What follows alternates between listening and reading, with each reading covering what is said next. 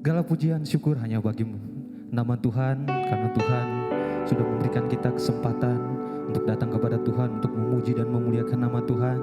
Mari Bapak Ibu yang dikasih Tuhan, saudara-saudara yang dikasih Tuhan, walaupun ibadah kita masih secara online, tapi saya yakin dan percaya kerinduan kita untuk beribadah ke gereja sungguh luar biasa. Tapi karena masih ada PPKM, tapi Tuhan berserta kita walaupun kita beribadah masih dalam secara online, beribadah di rumah kita masing-masing. Mari kita akan mulaikan ibadah kita di sore hari ini. Bapa, Engkau sungguh baik. Haleluya Yesus. Terima kasih Tuhan, terima kasih Yesus. Kami mengucap syukur atas kebaikan-Mu dalam hidup kami Tuhan. Haleluya, haleluya Yesus. Haleluya Yesus. Kau baik Tuhan, Kau baik dalam hidup kami Tuhan.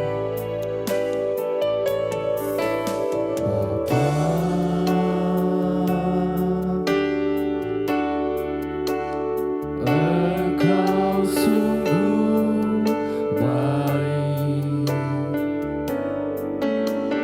kasih-Mu melimpah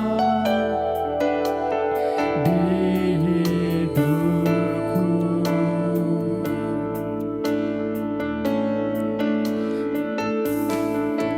Bapa,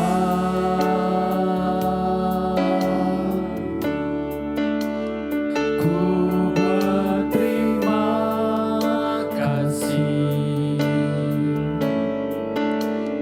berkat-Mu hari ini yang Kau sediakan bagiku.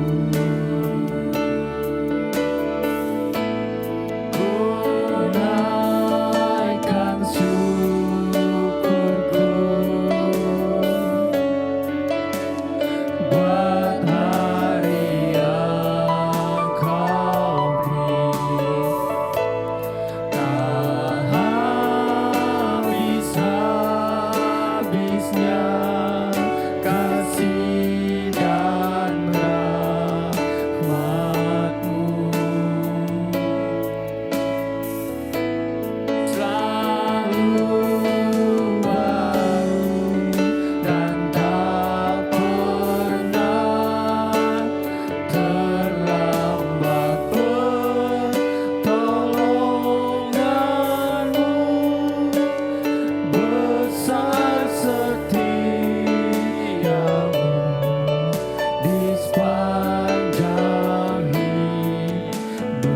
Bapa, Engkau sungguh baik. Haleluya.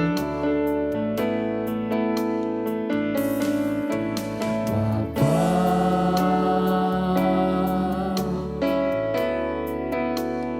Engkau sungguh baik,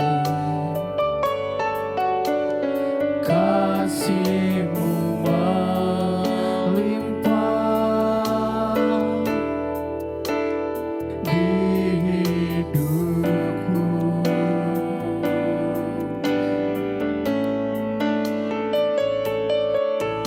Bapa,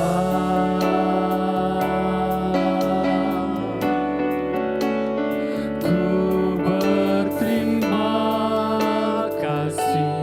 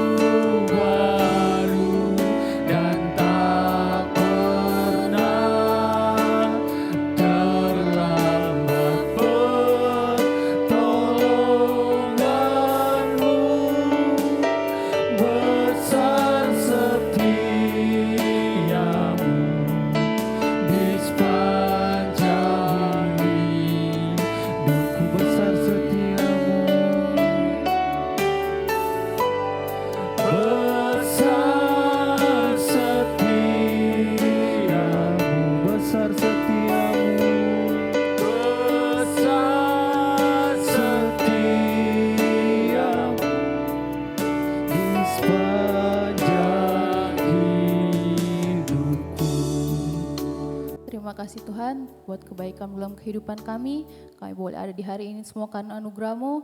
Tiba saatnya Tuhan kami akan memulaikan ibadah kami, biarlah Engkau menuntun ibadah kami Tuhan dari awal sampai bisa berakhir dengan baik.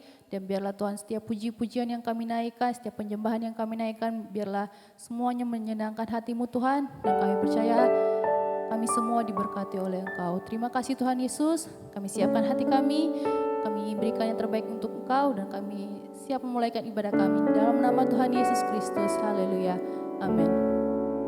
Haleluya, haleluya. Ibadah kita sudah dibuka dalam doa. Tiba saatnya kita akan memuji Tuhan. Berglori bagi nama Tuhan. Biarlah nama Tuhan yang dipermuliakan di hari-hari yang sukar ini. Biarlah kita lebih semangat untuk memuji Tuhan, untuk datang kepada Tuhan. Haleluya. Segala puji syukur hanya bagi nama Tuhan.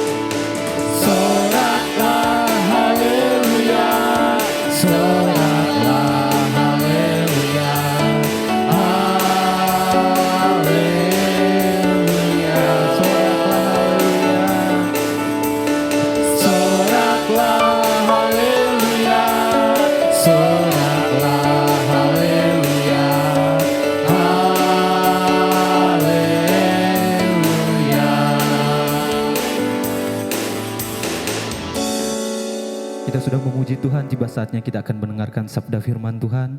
Biarlah firman Tuhan yang kita akan dengarkan sebentar menjadi kekuatan bagi kita semua. Bagi kita yang percaya bahwa Tuhan baik, bahwa Tuhan luar biasa dalam hidup kita, dalam keluarga kita. Haleluya, haleluya Yesus. Seperti rusa yang rindu akan sungai, begitupun kami Tuhan, rindu akan kebenaran firman-Mu Tuhan. Haleluya Yesus. Terima kasih Bapa yang baik, terima kasih Tuhan.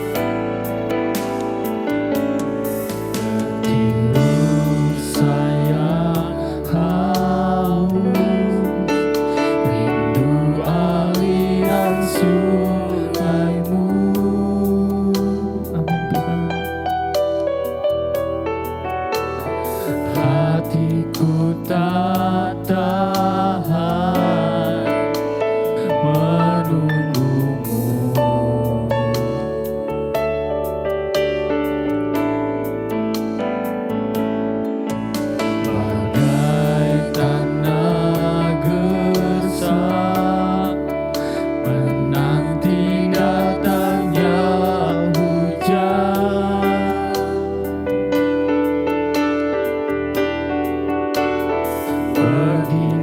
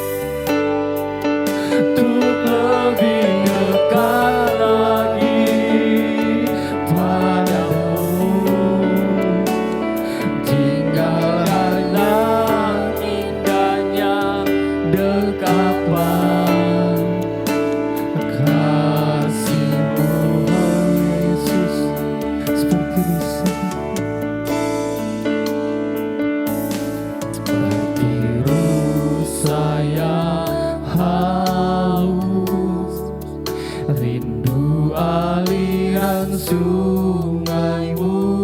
Amin Tuhan. Hatiku tak tahan menunggumu. Haleluya Yesus.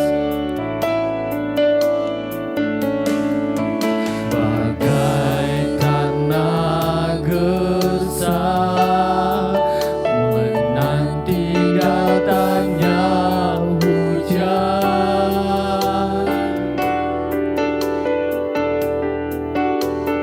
begitupun jiwaku. Tuhan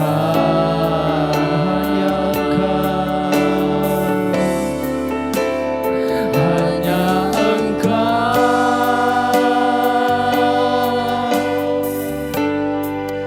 pribadi yang mengenal hatiku.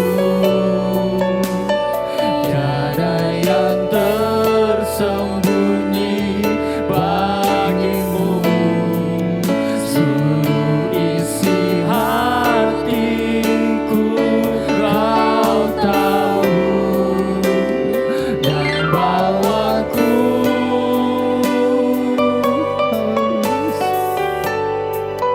untuk lebih dekat lagi padamu, tinggal dalam indahnya dekatlah kasih.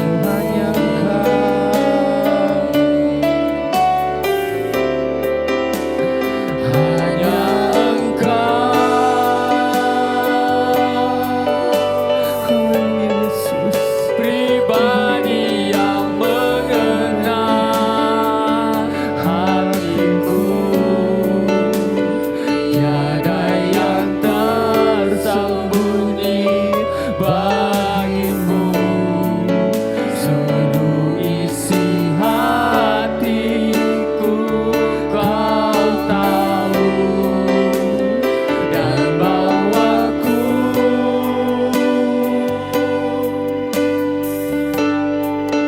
untuk lebih dekat lagi padamu, tinggal dalam indahnya dekatlah kasih-Mu.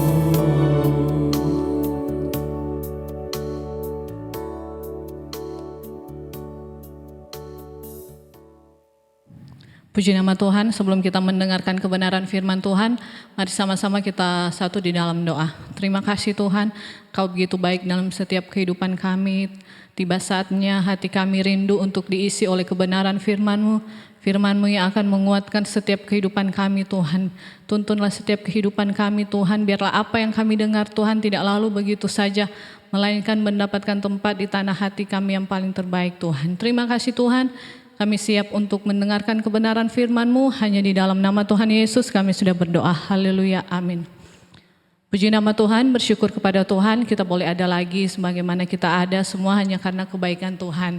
Pada saat hari ini kita mau sama-sama belajar kebenaran firman Tuhan yang saya ambil terdapat di dalam Yosua pasalnya yang pertama, ayatnya yang pertama sampai dengan yang ke-8. Sekali lagi Yosua pasal yang pertama, ayatnya yang pertama sampai dengan yang ke-8.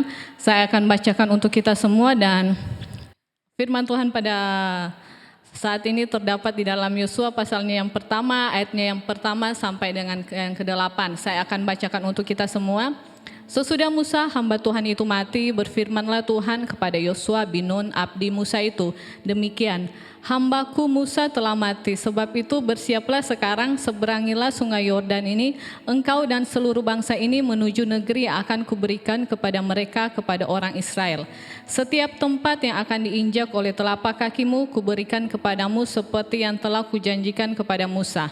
Dari padang gurun dan gunung Libanon yang sebelah sana itu sampai ke sungai besar, yakni sungai Efrat, seluruh tanah orang Het itu sampai ke laut besar sebelah matahari terbenam, semuanya itu akan menjadi daerahmu. Seorang pun tidak akan bertahan menghadapi engkau seumur hidupmu seperti aku menyertai Musa. Demikianlah aku akan menyertai engkau. Aku tidak akan membiarkan engkau dan tidak akan meninggalkan engkau. Kuatkan dan teguhkanlah hatimu, sebab engkau yang akan memimpin bangsa ini memiliki negeri yang kujanjikan dengan bersumpah kepada nenek moyang mereka untuk diberikan kepada mereka. Hanya kuatkan dan teguhkanlah hatimu dengan sungguh-sungguh, bertindaklah hati-hati sesuai dengan seluruh hukum yang telah diperintahkan kepadamu oleh hambaku Musa. Janganlah menyimpang ke kanan atau ke kiri, supaya engkau beruntung kemanapun engkau pergi. Janganlah engkau lupa memperkatakan kitab Taurat ini, tetapi renungkanlah itu siang dan malam, supaya engkau bertindak hati-hati sesuai dengan segala yang tertulis di dalamnya. Sebab ada demikian perjalananmu akan berhasil dan engkau akan beruntung. Puji Tuhan. Nah, renungan pada saat ini saya berikan judul yaitu siapkan dirimu. Nah, Yosua ini adalah seorang abdi Musa, dan Yosua ini adalah salah satu pemimpin bangsa Israel yang berasal dari suku Efraim. Nah, sebelumnya nama Yosua ini memiliki sebuah nama yaitu Hosea, tetapi kemudian diganti oleh Musa yang menjadi Yosua. Nah, arti nama Yosua ini adalah Tuhan menyelamatkan. Puji Tuhan. Sesudah bangsa Israel melewati perjalanan mereka di padang gurun selama 40 tahun, akhirnya tiba saatnya lah yaitu Tuhan akan mempersiapkan bangsa Israel untuk memasuki ke tanah perjanjian, ke tanah Kanaan pada waktu itu yang sudah Tuhan janjikan kepada mereka. Tapi sebelum Tuhan mempersiapkan bangsa Israel untuk masuk ke tanah Kanaan atau tanah perjanjian, terlebih dahulu Tuhan akan menyiapkan seorang pemimpin yang akan memimpin bangsa Israel untuk melewati masuk ke negeri perjanjian. Nah, negeri perjanjian akan diberikan kepada seluruh bangsa Israel pada waktu itu. Tetapi pesan kepemimpinan hanya diberikan kepada satu orang, yaitu Yosua. Nah, ini sangat jelas sekali bahwa status panggilan Tuhan kepada Yosua bertujuan untuk mencapai sesuatu yang ada di depan, mencapai sesuatu yang ada di masa depan, bukan sesuatu yang ada di belakang. Saya percaya setiap kita yang ada di sini adalah orang-orang pilihan Tuhan. Ketika Tuhan sudah memilih kita untuk menjadi alatnya untuk Tuhan pakai untuk sebuah misi yang besar, saya percaya Tuhan pasti akan memperlengkapi kita. Untuk itu sebagai anak-anak Tuhan, sebagai orang percaya, ketika Tuhan memilih kita, kita harus menyiapkan seluruh kehidupan kita, menyiapkan diri kita untuk masuk ke dalam rencananya Tuhan. Kita harus siapkan diri kita untuk masuk dalam sebuah rencana yang Tuhan yang sangat indah pada Tuhan sudah siapkan. Nah, saat ini kita akan sama-sama belajar bagaimana cara Yosua ketika Tuhan memilih dia untuk menjadi pemimpin menggantikan Musa pada waktu itu. Bagaimana cara Yosua menyiapkan dirinya untuk memimpin bangsa Israel membawa masuk ke tanah perjanjian.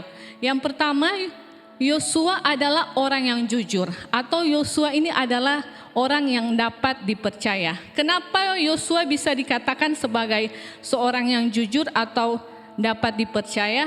Karena sebelumnya Yosua dipercayakan oleh Musa untuk memilih orang Israel yang akan pergi berperang melawan orang Amalek pada waktu itu. Itu terdapat di dalam Keluaran 17 ayatnya yang ke-9. Yosua pernah dipercayakan untuk membagi-bagikan tanah bersama Imam Eliezer.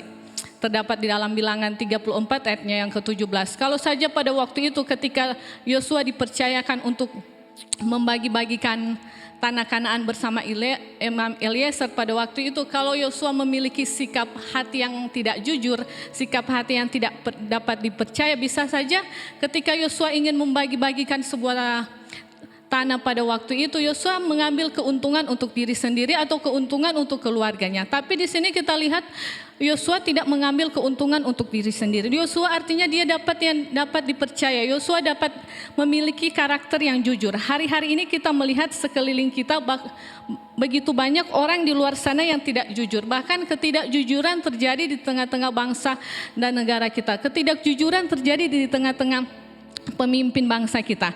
Ketika kita ingin hidup menikmati janji Tuhan di masa depan, nanti kita harus menjadi orang yang jujur mulai dari sekarang. Harus jujur dalam hal-hal yang kecil. Kita tidak mungkin Tuhan akan mempercayakan kehidupan kita kalau kita memiliki karakter yang tidak jujur. Nah, ketika kita tidak jujur dalam hal-hal yang kecil, nggak usah mimpi kalau kita akan menikmati janji Tuhan di masa depan. Nah, kejujuran merupakan salah satu sifat manusia yang cukup sulit untuk diterapkan sampai saat ini. Hari-hari ini sangat sulit kita akan menemukan orang yang jujur. Ketika kita mencari orang mungkin yang cantik atau orang yang ganteng di luar masih banyak. Tapi orang yang jujur sangat-sangat sulit untuk ditemukan. Nah, orang yang memiliki sifat jujur merupakan orang yang berbudi mulia dan yang pasti merupakan orang yang beriman. Orang yang jujur pasti adalah orang yang takut akan Tuhan. Dalam Amsalnya yang ke-2 ayatnya yang ke-21, sekali lagi Amsal 2 ayatnya yang ke-21 mengatakan, karena orang jujurlah yang akan mendiami tanah dan orang yang tak bercelalah yang akan tetap tinggal di situ. Ini merupakan janji Tuhan dalam setiap kehidupan kita. Hanya orang yang jujurlah yang akan mendiami tanah yang sudah diberikan Tuhan, mendiami janji Tuhan, menikmati janji Tuhan di masa depan. Yang kedua, bagaimana cara Yosua menyiapkan dirinya. Yosua sebelumnya menjadi seorang abdi, atau Yosua sebelumnya menjadi seorang pelayan. Pelayannya siapa? Yaitu pelayan dari Musa. Nah, sebelum Yosua menjadi pemimpin bangsa yang besar, pemimpin bangsa Israel, Yosua ini adalah seorang abdi atau seorang pelayan dari Musa. Ya, kita kembali dalam Yosua pasal yang pertama, ayat yang pertama. Sesudah Musa hamba Tuhan itu mati, berfirmanlah Tuhan kepada Yosua bin Nun abdi Musa itu demikian. Nah, Yosua ini adalah seorang abdi. Abdi artinya pelayan. Nah, sebelum Yosua dipanggil oleh Tuhan untuk memimpin bangsa Israel untuk menduduki negeri perjanjian, ia telah mengabdi kepada Musa menjadi seorang pelayan. Ketika dia menjadi seorang pelayan, Yosua tidak menjadi seorang pelayan hanya sebentar saja, tidak hanya 1 tahun atau 2 tahun ataupun beberapa bulan, tapi bertahun-tahun, yaitu selama 40 tahun. Kita bayangkan saja Yosua menjadi seorang pelayan, menjadi seorang pembantu Musa selama 40 tahun. Nah, abdi adalah seorang pelayan. Nah, seorang abdi adalah seorang yang kehilangan haknya. Hak untuk apa? Hak harga diri, hak untuk kesenangan. Terkadang ketika kita menjadi seorang pelayan, sama seperti Yosua, tidak lagi memikirkan hak untuk menyenangkan diri sendiri, hak untuk bersenang-senang bersama teman-teman kita atau orang-orang yang dekat dengan kita, tetapi harus tunduk kepada otoritas. Yosua pada waktu itu selalu tunduk kepada Musa, hak untuk memaksakan kehendak, hak untuk memikirkan dan mencari keuntungan. Nah, kita buka di dalam Lukas pasalnya yang ke-22 ayatnya yang ke-26 mengatakan, Lukas pasal yang ke-22 ayatnya yang ke-26 mengatakan bahwa tetapi kamu tidaklah demikian, melainkan yang terbesar di antara kamu hendaklah menjadi sebagai yang paling muda dan menjadi pemimpin sebagai pelayan. Nah, seorang pemimpin harus menjadi seorang pelayan. Di sini Yesus berkata dengan gamblang dan dengan jelas bahwa seorang pemimpin adalah seorang pelayan. Jadi seorang pemimpin enggak hanya berlagak seperti orang-orang yang bos besar. Ketika suatu saat nanti Tuhan mempercayakan kepada kita untuk menjadi seorang pemimpin, jadilah pemimpin yang dapat diteladani. Dapat diteladani melalui apa? Melalui cara hidup kita sehari-hari, cara kita berkata-kata kepada orang lain, cara kita berkata-kata kepada orang di sekeliling kita, cara kita memperlakukan orang lain, tidak pernah membeda-bedakan satu dengan yang lain. Seorang pemimpin yang benar akan selalu melakukan keadilan buat orang-orang yang dipimpinnya tanpa membeda-bedakan satu dengan yang lain. Terkadang ketika kita sudah berada di posisi yang atas, dalam setiap kehidupan kita terkadang kita masih sering untuk membeda-bedakan satu dengan yang lain tanpa. Nah, di sini firman Tuhan jelas mengatakan bahwa untuk itu kita harus saling mengasihi satu dengan yang lain dan tidak boleh membeda-bedakan. Dalam ayatnya Lukas pasal yang ke-22 ayatnya yang ke-27, sebab siapakah yang lebih besar yang duduk makan atau melayani, bukankah dia yang duduk makan, tetapi aku di tengah-tengah kamu sebagai pelayan. Nah, Yesus di sini memberikan sebuah contoh. yaitu dirinya sendiri yang Yesus menjadikan dirinya sebagai seorang pelayan. Nah, sebagai seorang guru, Yesus tidak hanya mengajarkan teori-teori saja untuk murid-muridnya, tetapi Yesus di sini memberikan sebuah teladan yang baik yang akan dapat dicontohi oleh murid-muridnya pada waktu itu, yaitu dirinya sendiri yang menjadi pelayan. Padahal kita tahu bersama bahwa Yesus adalah seorang raja di atas segala raja dan dia berkuasa melakukan. Tapi di sini dia tidak seperti itu, dia menjadikan dirinya sebagai seorang pelayanan. Seorang pelayan harus siap ditegur. Terkadang ketika kita menjadi seorang pelayan mungkin ada saatnya bahwa kita itu ketika kita melakukan kesalahan, ada kalanya kita harus siap untuk ditegur. Tapi kita harus berbesar hati untuk menerima setiap teguran. Jangan mudah tersinggung. Nah, seorang yang berlagak bos tidak mungkin mendapat panggilan Tuhan untuk memimpin suatu pekerjaan Tuhan. Nah, gelar, status, intelektual, kepintaran tidak akan menjamin kita untuk bisa memimpin masa depan. Tetapi seorang yang taat, tunduk pada otoritas dengan setia, melakukan pekerjaan yang sudah Tuhan percayakan untuk kita kerjakan, dialah yang akan Tuhan siapkan untuk menjadi pemimpin di masa depan yang sudah Tuhan siapkan bagi rencananya. Yang ketiga, Yosua ini dipenuhi dengan roh kebijaksanaan. Dalam Ulangan pasalnya yang ke-34, Ulangan pasalnya yang ke-34 ayatnya yang ke-9 mengatakan bahwa dan Yosua bin Nun penuh dengan roh kebijaksanaan sebab Musa telah meletakkan tangannya ke atasnya, sebab itu orang Israel mendengarkan dia dan melakukan seperti yang diperintahkan Tuhan kepada Musa. Puji nama Tuhan. Nah, dipenuhi dengan roh kebijaksanaan juga dapat diartikan yaitu dengan dipenuhi dengan Roh Kudus. Untuk menjadi seorang pemimpin, Yosua harus dipenuhi dengan Roh Kudus terlebih dahulu, karena Roh Kuduslah yang akan menuntun memimpin Yosua pada waktu itu. Nah, di sini bukan hanya Yosua saja yang membutuhkan Roh Kudus. Hari-hari ini kita sebagai anak-anak Tuhan, sebagai orang percaya, kita butuh pimpinan dari Roh Kudus. Nah, mengapa Roh Kudus begitu penting dalam setiap kehidupan kita? Karena Roh Kuduslah yang akan mengingatkan kita tentang apa yang boleh kita lakukan dan apa yang tidak boleh kita lakukan. Roh Kudus akan menolong setiap kehidupan kita. Nah, Roh Kudus akan memampukan kita untuk menjadi saksi Kristus. Ia akan memberikan keberanian, kekuatan untuk hidup menjadi teladan, menjadi saksi lewat perkataan kita kepada orang lain. Jadi dalam setiap kehidupan kita betapa pentingnya Roh Kudus dalam hidup kita. Nah, yang keempat, Yosua adalah harus menjadi orang yang kuat. Nah, kenapa Yosua dikatakan harus menjadi orang yang kuat? Kita lihat adalah ayat 6 sampai dengan yang ke-7 saya akan bacakan. Kuatkan dan teguhkanlah hatimu sebab engkaulah yang akan memimpin bangsa ini memiliki negeri yang aku janjikan dengan bersumpah kepada nenek moyang mereka untuk diberikan kepada mereka. Hanya kuatkan dan teguhkanlah hatimu dengan sungguh-sungguh, bertindaklah hati-hati sesuai dengan seluruh hukum yang telah kuperintahkan kepadamu oleh hambaku Musa. Janganlah menyimpang ke kanan atau ke kiri supaya engkau beruntung kemanapun engkau pergi. Puji Tuhan. Kuat di sini bukan hanya berbicara tentang kuat fisik, tetapi juga berbicara tentang kuat mental dan kuat batin. Kenapa Tuhan mengatakan bahwa Yosua harus menguatkan dan teguhkanlah hatimu bahkan dengan sungguh-sungguh?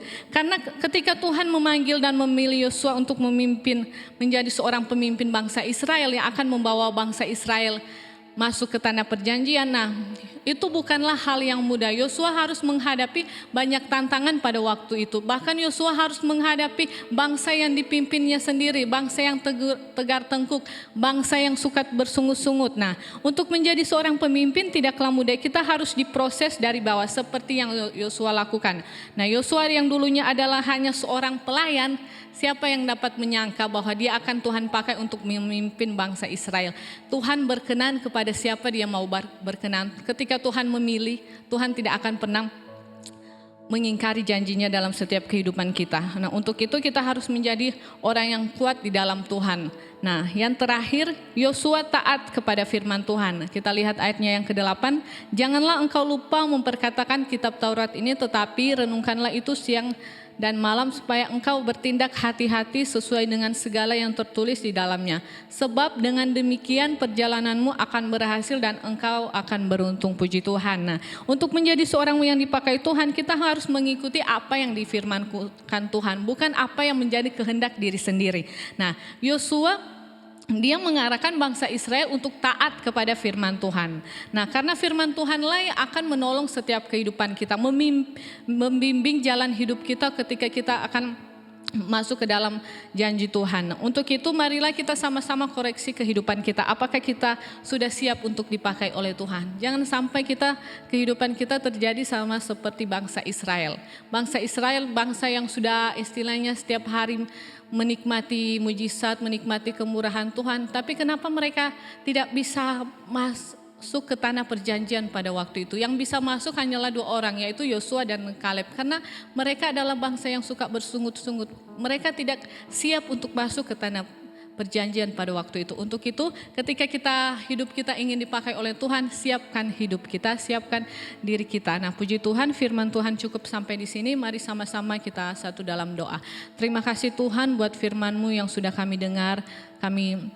Biarlah firman-Mu dapat kami praktikkan dalam kehidupan sehari-hari. Untuk kami selalu siap ketika kami akan dipakai oleh Engkau untuk masuk dalam pekerjaan-pekerjaan Tuhan yang besar. Terima kasih Tuhan.